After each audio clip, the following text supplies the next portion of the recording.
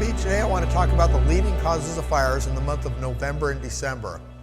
Over the last 5 years, the statistics have showed that 30% of the fires are caused by chimneys. Some of the things we can do to combat chimney fires is we can make sure our chimneys are clean at the first of the year, have a licensed professional come out and clean and inspect your chimney. The other thing we can do is make sure we're only burning seasoned wood. Don't burn this year's wood, burn last year's wood that you cut last year and it's good and seasoned in your fireplace. You won't get the creosote buildup and you won't get problems with that chimney. Always, if you have a wood stove, always have it installed just as the instructions say it's supposed to be installed.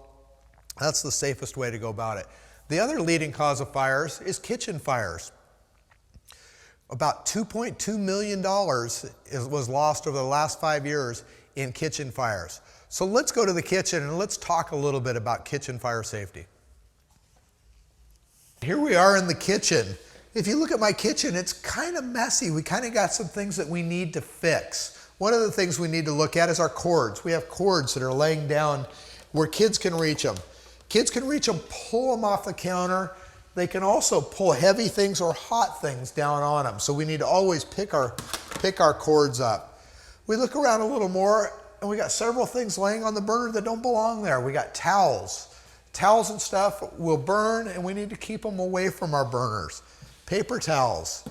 Keep stuff cleaned up and away from our hot burners. Our handles laying over the edges. We've got several handles that are laying over the edge of the stove where they can be pulled off and pulled off onto the floor. We need to keep an area of about 3 feet around our stove and our cooking area. So a nice area here that you only belong in. Our kids don't belong in there. Nobody else belongs in your area because it's hot, kids can get hurt. If your oven's on, that gets really hot on the outside and we just need to keep people away from that area. So we always need to be attending when we're at the stove. We're always watching things. We're always being here. If we have something cooking in the oven, don't leave home. Always stay home with it. Always check on it once in a while that something's burning in the oven.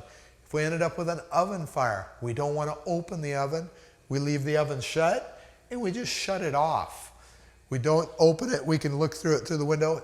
If you still feel uncomfortable about the fire, please call the fire department and we'll come out and take a look at what's going on in your oven. The other thing is if we have a fire on the stove, we just want to have a metal lid. Always have a nice metal lid sitting on your counter, something that you can slide across to smother the flames, shut the heat off, just wait for that to completely cool. These are just always good things to remember when you're cooking this holiday season. Other stuff on the stove, we want to make sure we don't fill our pots too full so they're not boiling over and getting into the burners. Keeping all our handles away from the other burners so we're not melting stuff. Don't get distracted. Always be at your stove, at your oven. Don't get distracted doing something else. Don't go take a nap when you got stuff cooking. Don't do any of those things while it's going on. Yeah, just a minute. All right, yeah, okay, it'll be okay. So, yeah, Bob, what's up? Oh, okay, you checked the chimney? Good, it was clear? Awesome. Now they can go back to heating their home and everything will be good. Thanks for making sure that's going, Bob. Oh, shoot, I got distracted and now I got a fire on the stove. So I'm going to take my lid, I'm going to slide it across the top. Doggone it, I'm sitting here trying to do a safety class. I get distracted in the middle of that and we end up with a fire. So now we've covered it, we've shut our burner off. I am just going to let it sit until the fire goes out. So the other thing I want to talk a little bit about is deep fat frying turkeys. We see a lot of fires every year that are caused by this. Some helpful tips on doing that is always attend it, never leave it sitting by itself. Test how full your pot needs to be. How much oil do we need in the pot when we drop that turkey in there so we don't overflow it and we start burning? Only use the correct oil. Peanut oil is the best oil to use because it's got a higher burn rate than the other stuff. If we use something that burns too low, then we'll have more of a fire risk. Also, only use birds that are thawed. Don't ever put a frozen turkey down into the oil, because we'll end up splashing out over the top, and that's when we get the fire going.